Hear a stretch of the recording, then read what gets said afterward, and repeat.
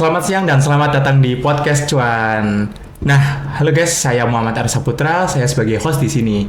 Dan hari ini seru banget nih kedatangan narasumber spesial kali ini yaitu Mas Ahmad Noreyanto. Selamat datang, Mas. Halo Mas. Saya dulu sama teman-teman di podcast. Halo teman-teman, ketemu lagi di podcast Cuan ya. Tadi di jalan gimana, Mas? Aman Mas, alhamdulillah lancar ya, dari sana ke Pekalongan itu langsung lah. Oh, langsung. Nah, sebelum kita lanjut ke pembahasan materi, kita baca dulu latar belakang dari Mas Ahmad Noreyanto ini. Mas Ahmad Noreyanto ini sering kita sebut sebagai Mas Ian. Nah, beliau merupakan investor aktif di pasar modal. Beliau juga menjabat sebagai Officer KPBI 1 Jawa Tengah 1. Nah, kembali ke pembahasan, tentunya sepekan kemarin market nampak memerah ya, Mas. Yeah. Gejolak internasional, perdagangan internasional yang disebabkan oleh kebijakan Trump oleh Donald Trump itu sendiri. Nah, boleh dijelasin nggak sih apa tarif itu sendiri, Mas? Ya, jadi gini ya teman-teman ya, di awal April Presiden Amerika Serikat Donald Trump itu mengumumkan namanya tarif reciprocal atau tarif balasan. Kita kenalnya dengan kita sebutnya Trump tarif ya. Oh, yeah. Kenapa ada Trump tarif? Karena Presiden Trump itu menganggap bahwa neraca perdagangan bilateral antar negara itu tidak balance dan merugikan Amerika. Kenapa? Kan dari neraca perdagangan itu Amerika defisit. Jadi Amerika lebih banyak mengimpor dari negara lain daripada mengekspor ke negara tersebut. Makanya dia defisit. Nah, oleh karena itu Trump ingin menyesuaikan tarifnya. Karena barang-barang yang masuk ke Amerika dari negara lain, misalnya Indonesia ngirim ke Amerika, dia kena pajak 10%, bahkan ada yang 0%. Sedangkan kalau barang Amerika masuk ke Indonesia, dia akan kena pajak mungkin 25-35% tergantung produknya. Bahkan kalau barang mewah bisa sampai 50% gitu kan. Nah, artinya apa? Artinya Trump menganggap, oh ini nggak adil nih. Maka tadi ada reciprocal tarif atau saling berbalas. Kalau bisa balance dong, kamu ngenain sekian, aku ngenain segitu. Nah, that's why itu kan waktu Trump ngumumin awal April tuh dia bawa papan gede tuh. Biasanya daftar negara dan tarifnya. Jadi ada tarif seharusnya 10%, ada tarif balasan, didiskon jadi berapa gitu ya. Indonesia kalau nggak salah kena 60 sekian persen, didiskon jadi 32%. Nah, itu pengertiannya dari situ. Itulah kenapa Trump itu ngeluarin tadi tarif Trump ya, gitu. Cina juga kena paling tinggi ya, Mas? Dia kena paling tinggi. 140. Ya, nah itu tujuannya apa sih? Jadi sebenarnya selain untuk menggertak, karena kita tahu Trump itu udah 2 kali jadi presiden, kita tahu lah tipikal Trump itu adalah suka menggertak. Dia menggertak, satu pertama. Kedua, dia ingin membuka jalur negosiasi. Dan sebenarnya setelah itu market Amerika cukup dalam ya, ikutin market global, Asia termasuk domestik Indonesia, itu marketnya turun semua. Setelah itu banyak negara yang ada yang membalas, misal kayak China, terus ada kayak Uni Eropa ya, BRICS itu juga membalas. Ada juga yang dia melunak, contoh Vietnam, ya kan dia melunak. Ada yang juga menempuh jalur negosiasi, contoh Indonesia dan beberapa negara dia nego. Nah, itulah poin kedua. Trump itu ingin membuka jalur negosiasi. Jadi biar ada alasan agar Trump bisa bernegosiasi dengan negara-negara lain. Karena emang tipikalnya Presiden Trump itu dia suka diplomasi atau negosiasi tersebut. Nah, that's why dia ngelakuin itu. Tetapi setelah itu Trump mengeluarkan atau mengumumkan penundaan selama 90 hari. Nah, penundaan 90 hari itu dianggap sebagai angin segar bagi market. That's why ketika Trump mengumumkan penundaan tarif selama 90 hari itu, kecuali China gitu ya, market mulai rebound. Ya kemarin ya, Mas? Yes, itu. Jadi ceritanya singkatnya seperti itu. Reciprocal tarif itu jadi atau Trump tarif yang kita kenal itu. Nah, tarif itu ada fungsinya nggak sih, Mas, bagi Indonesia sendiri khususnya? Jadi gini, kalau kita belajar ekonomi makroekonomi itu kan ada neraca dagang antar negara. Maka kalau di rumus itu kan ada I sama impor sama ekspor ya. Nah, suatu negara itu di neraca perdagangan antar negara itu akan surplus ketika ekspornya lebih besar daripada impornya. Jadi dia lebih banyak menjual barang ke luar negeri daripada membeli barang dari luar negeri. Nah, efeknya apa? Efeknya ketika tarif ini tidak balance atau tarif ini mengalami perubahan, terutama di pengenaan pajaknya itu akan memengaruhi keseimbangan antara neraca ekspor impor kita. Bisa jadi neraca perdagangan kita yang selama ini surplus nanti akan jadi defisit. Kenapa? Kenapa? Efeknya apa di Indonesia? Satu, Indonesia akan menurun ekspornya karena barrier permintaannya turun. Kenapa? Karena pajak atau tarif ini yang menanggung siapa? Yang menanggung adalah akhirnya adalah konsumen. Oh iya. Contoh misal Indonesia mengekspor sepatu ke Amerika. Tadinya dari Indonesia itu sepatu itu seharga 100. Masuk ke Amerika kena tarif 32% misal. Jadi 132. Oke, sampai di consumer atau pembeli ya, itu 132 ya kan. Yang tadinya barang itu nyampe di tangan pelanggan itu 110 karena tarifnya 10%, berubah menjadi 130. Artinya apa? Pembeli akan turun. Jumlah pembeli akan turun kan harga barang naik. Belum domino efek lainnya. Oh iya. Sedangkan begitu pula sebaliknya. Karena permintaannya turun, impor kita pun bisa jadi turun. Kenapa? Karena perusahaan-perusahaan di dalam negeri itu yang tadinya bahan bakunya dia itu impor dari negara lain, let's say Amerika, dia akan mengurangi produksinya. Nah, sehingga impor kita juga akan turun. Itu akan jadi ketidakbalansan, ketidakseimbangan di neraca ekspor impor. Satu. Kedua, Indonesia sebagai salah satu negara dengan jumlah penduduk terbanyak di dunia, nantinya produk-produk dari perusahaan-perusahaan yang tidak bisa dikirim ke Amerika itu bisa jadi dijual ke Indonesia. Sehingga daya saing produk-produk domestik kita itu akan tergerus atau akan terancam. Kenapa? Karena bisa jadi barang-barang yang diproduksi di luar negeri itu yang akhirnya nanti penjualannya dilempar ke market Indonesia, harganya lebih murah daripada produk-produk produksi dalam negeri. Nah, itu menjadi ancaman juga karena ketidakseimbangan dari neraca ekspor impor ini yang terpengaruh dari tarif Trump yang nanti mungkin akan diterapkan setelah pospon 90 hari ini. Dan sebenarnya pemerintah punya PR bagaimana selama 90 hari ke depan itu mereka negosiasi dengan Amerika. Gitu. Dari tarif tersebut ada keuntungan nggak sih Mas atau kerugian dari akibat tarif sendiri? Nah, kalau kita lihat, kalau kita telah keuntungan atau kerugian ya secara dampak, sebenarnya secara dampak itu secara langsung tidak begitu besar. Kenapa? Karena neraca perdagangan kita tidak hanya dengan Amerika, tapi dengan juga negara-negara lain. Oke. Tapi yang menjadi masalah adalah lemparan-lemparan produk-produk global itu, produk-produk negara lain yang tidak bisa ke Amerika itu bisa jadi masuk Indonesia. Ancamannya di situ. Yang mana nanti multiplier efeknya atau domino efeknya adalah produk-produk dalam negeri tidak mampu bersaing sehingga perusahaan-perusahaan dalam negeri tidak mampu menjual barangnya sudah dia produksi, akhirnya produksi turun. Produksi turun otomatis jumlah tenaga kerja turun. Jumlah tenaga kerja turun otomatis PHK meningkat. PHK meningkat otomatis pengangguran meningkat.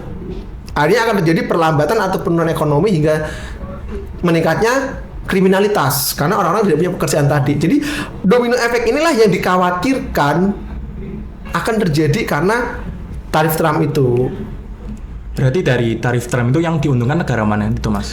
Sebetulnya kalau dari point of view Presiden Trump, dia pengennya Amerika yang diuntungkan. Karena selama ini menurut point of view-nya Presiden Trump, Amerika itu dirugikan dari neraca perdagangan tersebut, dari tarif yang diterapkan oleh pemerintah US besar 10% itu, gitu kan. Makanya dia terapkan tarif progresif tergantung dari negaranya, gitu kan. Jadi dari selisih ekspor impornya itu, gitu. Jadi yang diuntungkan adalah Amerika. Lalu bagaimana Indonesia?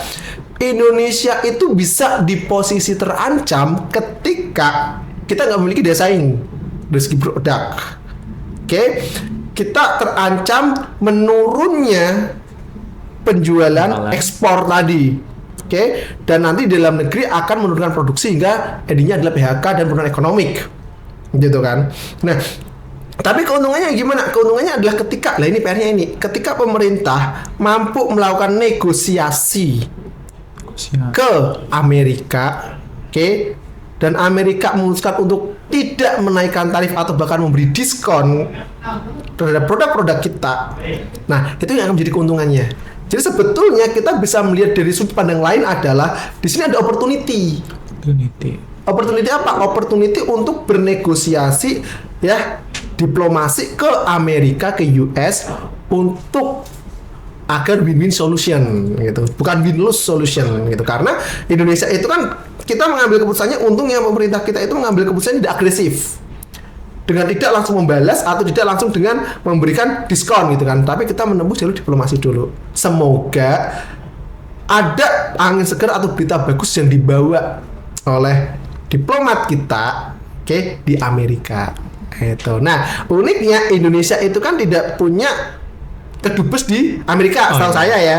Maka Indonesia mengutus Menteri Keuangan, Menteri Perekonomian, jadi Bu Sri Mulyani, Pak Erlangga Hartarto, ya, dan utusan lainnya untuk bernegosiasi ke Amerika. Nah, ya kalau diutus itu adalah sekelas sekali bermenteri, harusnya kemampuan negosiasinya oke dong. Nah, apalagi Bu Sri Mulyani gitu ya. Nah, jadi kan selangkah pemerintah yang diambil sebenarnya cukup oke sih untuk mengambil kesempatan dari tarif Trump ini. Lalu tambah ke market seperti S&P 500 atau market internasional gimana, Mas? Ya, jadi kalau ke market ya atau ke pasar modal, kalau kita lihat di Amerika ketika tarif Trump itu pertama diumumkan awal April, langsung sell off. Merah semua. Merah. Diikuti market global, regional sampai domestik termasuk IHSG Indonesia gitu ya. Nah, kenapa? Karena pasar modal itu like a voting mesin voting yang dia akan memprice in-kan, memasukkan informasi yang ada di pasar termasuk tadi informasi makroekonomi atau kebijakan pemerintah itu ke dalam harga saham yang akan tercerminkan dari indeks saham termasuk S&P ya, Nikkei, termasuk ke IHSG kalau di Indonesia gitu ya. Nah, otomatis mereka semua sell off. Kenapa? Karena mereka khawatir kebijakan tarif Trump ini akan menyebabkan tadi penurunan kinerja perusahaan, penurunan pendapatan, keuntungan dan lain sebagainya, yang domino efeknya itu tadi ya. Nah, itu mereka sell off. Tetapi ada tetapinya. Penerapan tarif ini ternyata di-postpone, ditunda. Menyebabkan apa? Menyebabkan investor mengevaluasi lagi strateginya, memprice in-kan kembali informasi tersebut.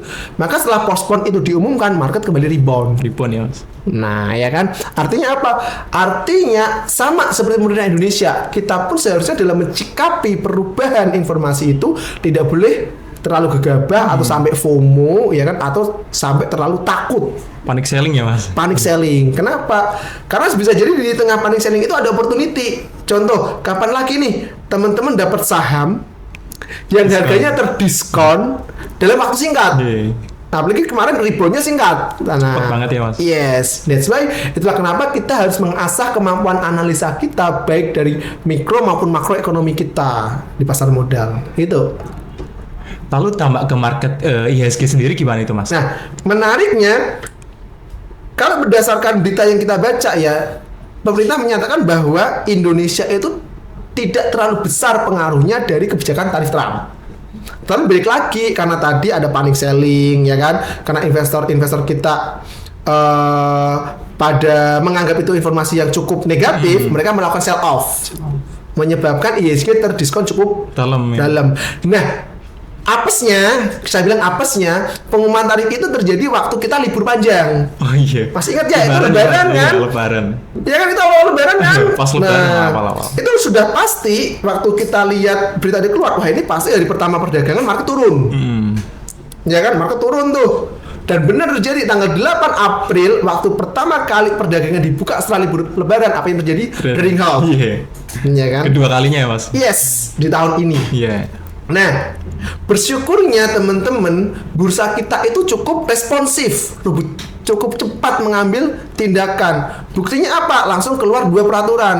Peraturan penyesuaian trading halt pertama, kedua peraturan penyesuaian auto reject bawah.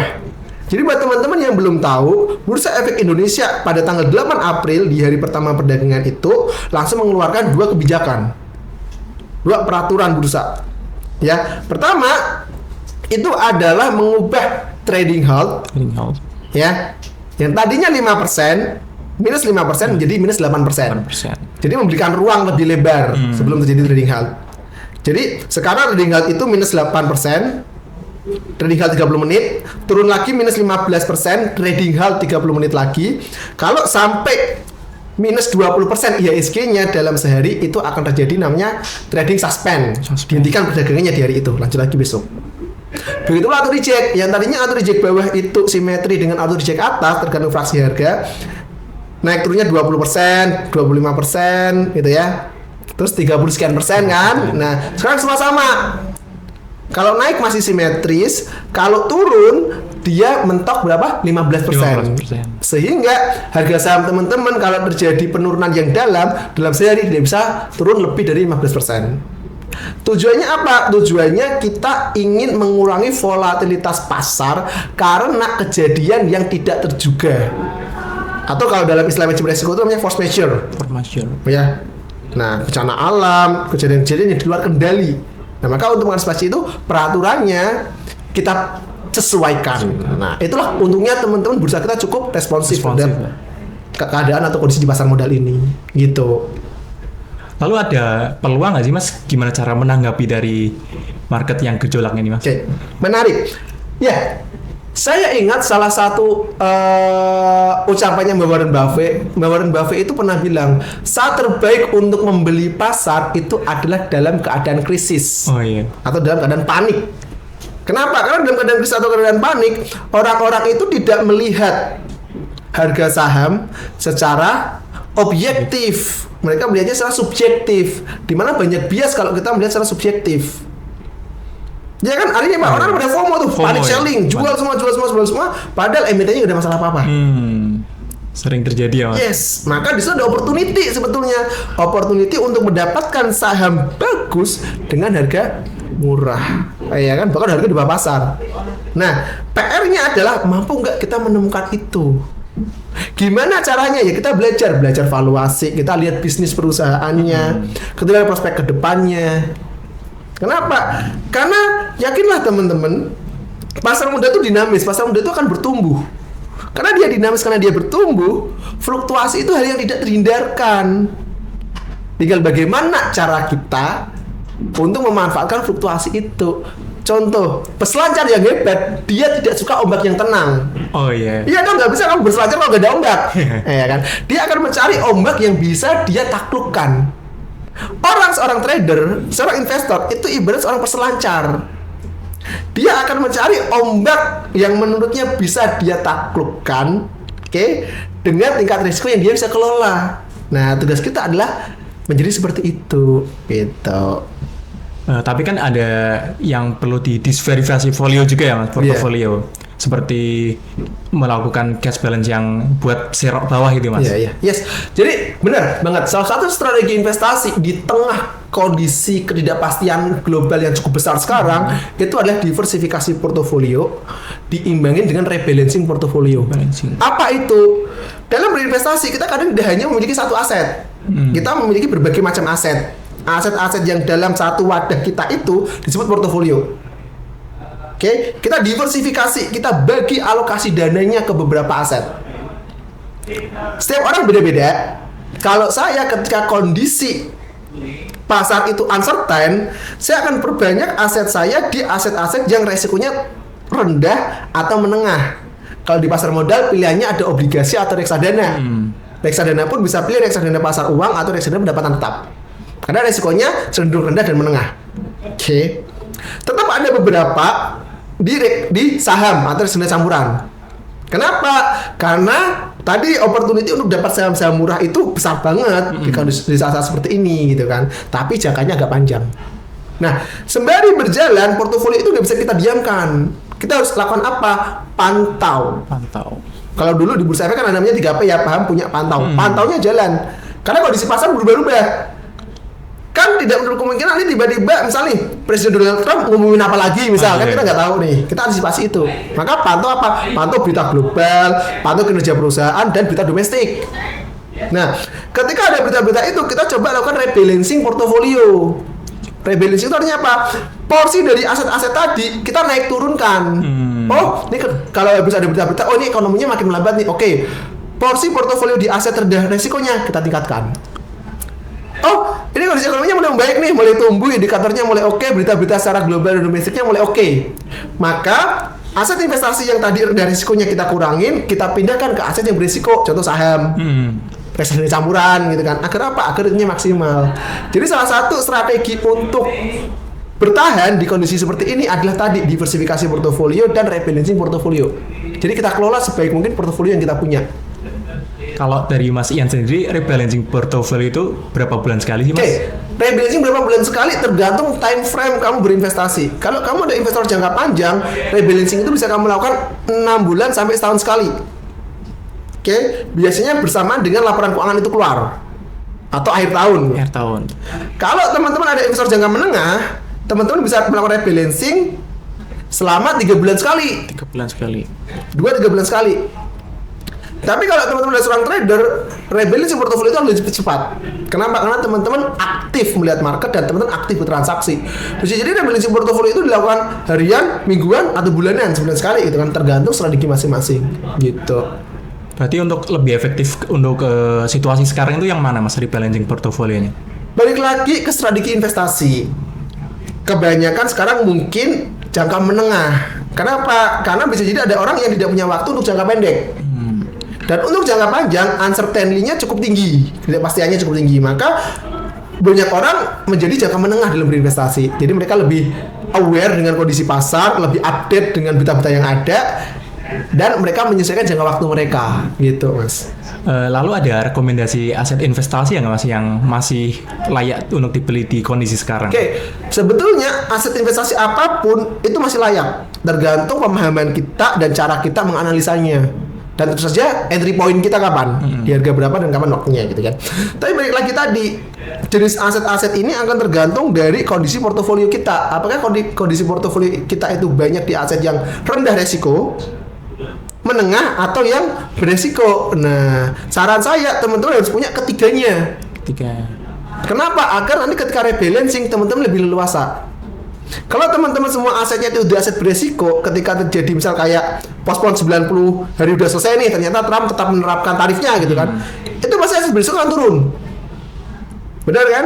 Nah, tapi kalau teman-teman semuanya ditaruh di aset yang tidak beresiko, ketika kondisi membaik, misal nih diplomasinya berhasil, terus tarif Trumpnya di cancel dan sebagainya, teman-teman jadi nggak punya aset yang agresif, returnnya jadi nggak maksimal. Nah, jadi punyalah di ketiganya tadi. Gitu. Jadi lebih baik disverifikasi ya, ketimbang dalam satu bucket. Yes, betul sekali. Kalau ngomong-ngomong tentang emas itu kan kemarin ATH terus ya Mas, itu bisa dibahas dikit-dikit nggak? Oke, menarik. Jadi kalau kita ikutin berita itu kan gold atau harga emas itu kan selalu naik ya. Kenapa? Karena ini hukum ekonomi. Ketika kondisi ekonomi global itu sudah stabil, aset-aset rendah risiko seperti emas dan obligasi itu menjadi minat. Banyak diminati. Orang-orang kan berbondong-bondong mengalihkan uangnya ke aset tersebut karena kondisi ekonomi tidak baik. Tapi ketika kondisi ekonomi pulih dan perekonomian tumbuh, orang-orang akan menjual aset-aset rendah resikonya, dialihkan ke aset yang lebih beresiko karena datanya lebih tinggi. Itulah kenapa harga emas naik terus.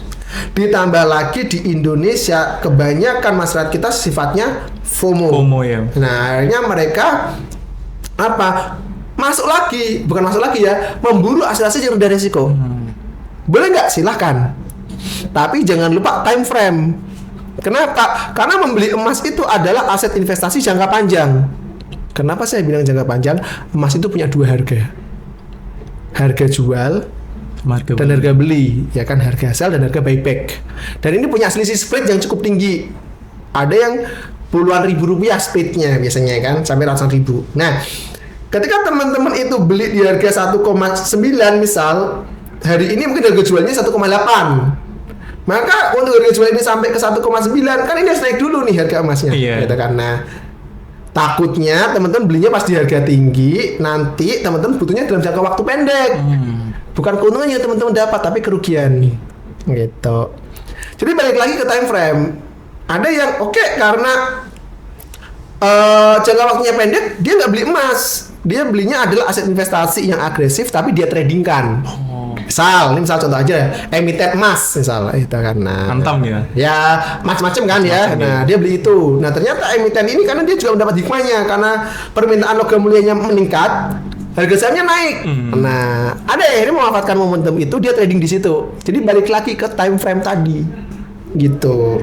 Jadi di kondisi sekarang tuh time frame sama portfolio sama style investasi itu macam-macam ya Mas? Ya, jadi sesuai dengan orang masing-masing. Gitu. Makanya di strategi di pasar modal itu kita tidak bisa hanya menggunakan satu strategi. Kita cari strategi yang paling sesuai dengan diri kita. Oke Mas, terus kita sebagai investor gimana sih Mas cara menanggapi situasi ini? Oke, dengan situasi yang ada ini kita harus gimana? Tadi kita harus pantau. Jadi investasi itu sekarang sudah tidak zamannya lagi untuk kita beli dan kita tinggal. Apapun itu aset investasinya. mau itu aset investasi real atau aset investasi keuangan, kita harus pantaunya yang berbeda-beda. Ketika kamu trading, selama kamu pegang itu barang, itu aset, kamu harus pantau. Karena kan jual beli jangka pendek ya, selama kamu masih posisi pegang barang, kamu harus pantau market. Kalau nggak mau pantau market, jangan pegang barang gitu. Kalau trading ya, kalau jangka pendek. Tapi kalau jangka panjang, pantau itu mungkin bisa lebih diseringkan. Yang tadinya kamu pantaunya setahun sekali, rubah deh 6 bulan atau 3 bulan sekali. Yang tadinya kamu pantaunya itu 3 bulan sekali, coba deh sebulan sekali. Yang kamu tadinya pantaunya sebulan sekali, coba deh seminggu 2 minggu sekali. Pantau apa? Pantau berita makroekonomi global, makroekonomi domestik, kinerja sektoralnya, ya kan? Terus bagaimana sih kinerja perusahaannya, berita-berita terkait perusahaannya. Nah, itu kita pantau. Kenapa? Karena posisi kita adalah sebagai seorang investor. Kita punya aset, yang mana aset ini harus kita lihat apa? Tumbuh kembangnya. Jadi kalau aku sering bilang, aset investasi seperti anak. Kalau kita punya anak itu harus kita pantau tumbuh kembangnya. Agar apa? Agar tumbuh kembangnya sesuai. Itu kalau pun terjadi ketidaksesuaian, kita tahu harus ambil posisi apa. Gitu. Kalau menurut Mas sendiri, lebih baik kita beli di harga sekarang apa nunggu nanti ketika 90 hari itu tersebut? Oke, menarik. Mbah Warren Buffett pernah bilang, saat terbaik untuk membeli saham itu adalah kemarin. Karena ketika kamu udah membeli saham itu kemarin, bisa jadi hari ini kamu udah mendapatkan keuntungan. Ya. Waktu terbaik kedua untuk berinvestasi adalah hari ini. Karena ketika kamu membeli hari ini, bisa jadi di masa depan nanti kamu udah menikmati keuntungan. Maka artinya apa? Kalau kamu investasi hari ini, berarti kamu sudah mulai mempersiapkan masa depanmu esok hari. Tapi kalau kamu akan mulai investasi esok hari, artinya kamu baru mulai akan mempersiapkannya untuk esok-esok lagi lebih lama. Berarti harus beli sekarang juga, Mas? Enggak juga. Kenapa? Tadi pantau dulu. Jadi kalau di 3P di Bursa Efek itu pertama apa? Paham dulu. Jadi sebelum beli nih, kamu harus paham dulu. Pahami apa yang mau kamu beli. Belajarin dulu, analisa dulu. Ketika kamu udah oke, udah paham nih, udah paham tadi ya, baru punya, belilah di harga terbaik, analisalah teknikalnya. Setelah itu, pantaulah. Sehingga ketika terjadi perubahan, kamu bisa mengambil posisi jual atau beli di saat yang tepat. Gitu. Itu strateginya. Strategi. Itulah diskusi menarik kita hari ini ya, teman-teman. Mungkin terima kasih kepada Mas Ian telah menyampaikan insight yang menarik dari hari ini. Nah, sampai jumpa di episode selanjutnya, teman-teman. Semoga harimu semakin cuan dan menyenangkan. Oh ya Mas Ian, kita perlu jargon dahulu nih. Oh boleh dong. Kalau aku bilang podcast cuan, nanti cuan gitu ya. Oke, siap. Yo, itu layar kamera ya Mas. Podcast cuan.